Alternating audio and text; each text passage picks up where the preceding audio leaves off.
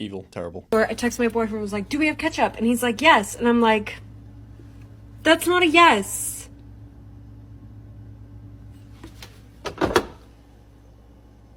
Zoom, bottom right corner. Gotcha. Like, are you scared? Like, what's wrong?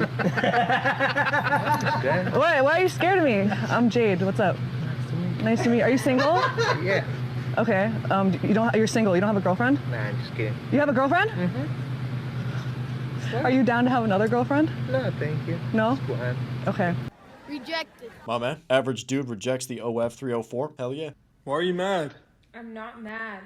Bella, you're clearly mad, dude. Anthony, you're gonna get me mad by asking me why are you mad? But I'm not mad. Are you I'm hungry? Not mad. Are you hungry? No, I'm not hungry. I'm gonna just make you food. I know, Anthony, I'm not. Alright, made you this cup of noodle. Eat it. Anthony, I said I'm not hungry. Get that out of my face. No, eat it. Eat it right now, Bella. Grab it. Grab it from my hands. Eat it.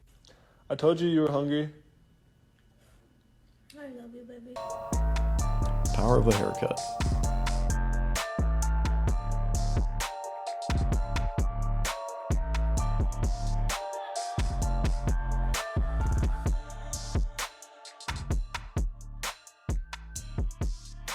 I'm a firm believer that most men can work their way up to either a 5 or a 7 in attractiveness. You're not unattractive, you just have bad style, you're out of shape, and you don't groom yourself. Find a hairstyle that fits your face, find a fashion that suits you, get a skincare routine, lose weight. That's it, you're golden. Boom, now you're Giga Chad. I didn't attract being nice attracted nobody.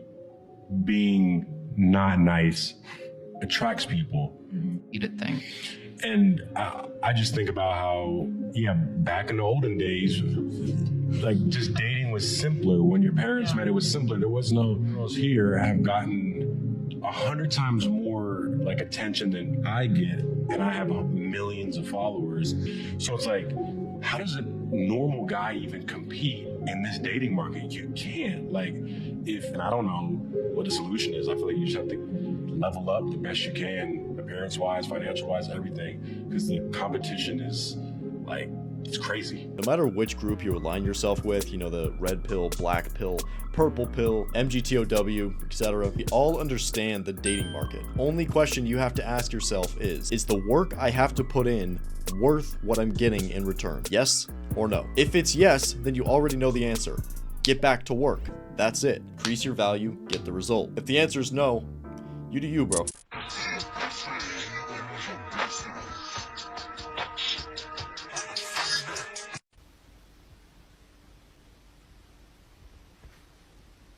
How do these girls out there have these boyfriends that they've been with for 8 years? They might even have kids, might be engaged, they met them in high school and they're still dating, blah, blah, blah. How do they have that? Because I cannot manage for the life of me to find a man that won't leave me.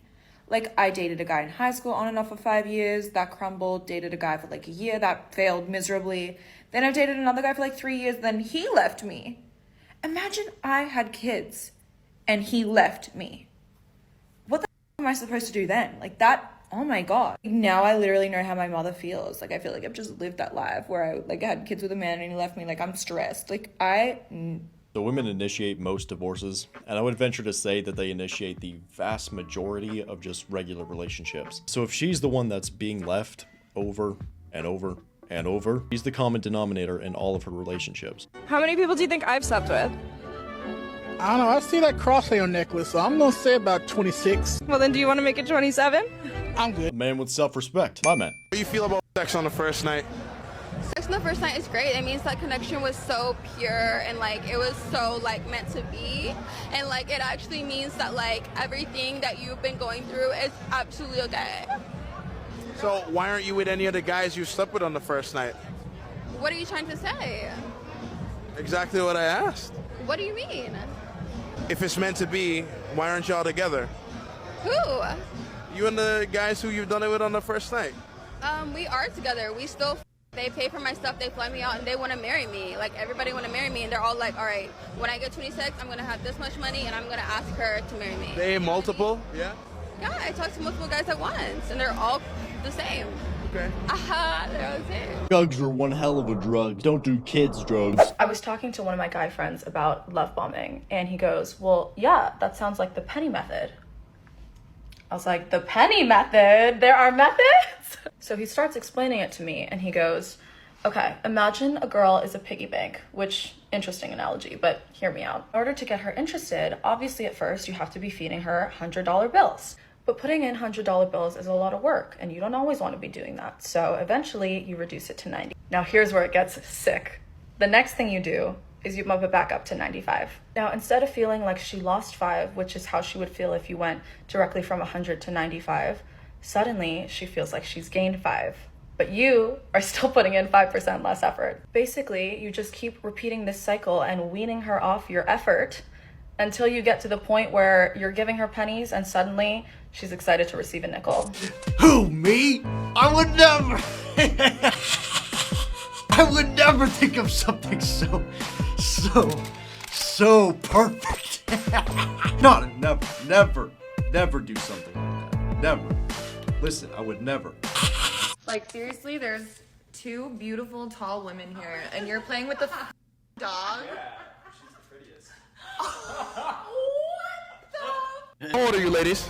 25. 26. What are your biggest red flags in a guy right now? Still living at home with their parents. We're 26 or older, like, move out.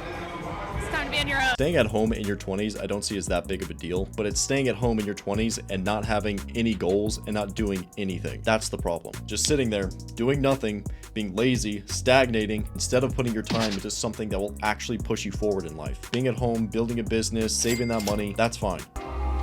Bro just wanted to have a good night. Damn. Bro, leave her unseen, or you hit her with the K. Go about your day like normal. Hi guys, welcome back to another video of me filming my balloon knot. In today's educational video, I will show you my gym locker, followed by an up-close shot of this fat, almost close enough to get a pap smear.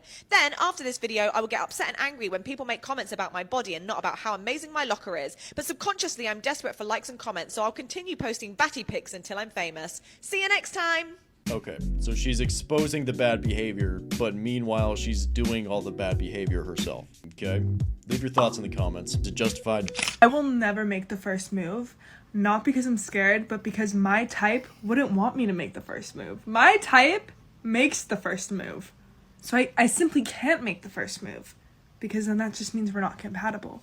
That if you have a uterus, fat will go to your lower belly because it is designed to protect your organs, and no matter what weight you are, you're going to have fat there because it's protecting your uterus and your reproductive organs, and it's not anything to be ashamed of. And unless you're like dangerously, like critically low weight, you're always going to have a little patch there, and it's very cute and it's nothing to be ashamed of. No, your ribs are there to protect your organs. Fat is there to store energy that you are supposed to use later. Fat means you are not using your stored energy, aka you're lazy. What would you do if I wanted to start an OnlyFans? Break up with you. Bro, just trying to get a Sony TV for 25, but I'm telling her, bro, I can just get her a TCL for 70 inches for $400, bro. What's the difference? You can't even see the colors, you're blind as hell. No, you're not. You're getting this one.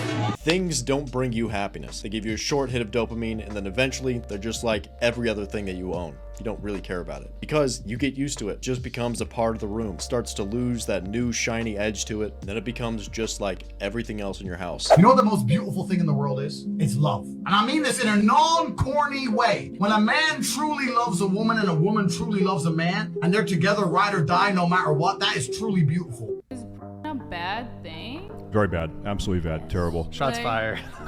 Super bad. They've done studies on the effect that porn has on both men and women, and if we're just talking about men, studies have shown that it has all around negative effects on men, not only in their relationships, but also in their productivity and their energy levels, in their desire to achieve more for their lives. There's a direct correlation for how much men are consuming porn and how stagnant their life is. And because of the dopamine increase that they get when they watch porn, it makes it harder to get that dopamine in other places. So they'll feel less satisfied in their work, they'll feel less satisfied in their partner, less attracted to their partner in real life. There was like direct correlation for how many Instagram models they followed, how much they're scrolling, how much time they're spending on their phone looking at these women, and how attracted they felt to their partner or people they were meeting in real life. You're not a human, you're a dopamine slave. All you have to do is change where and when you get your dopamine. You make the choice.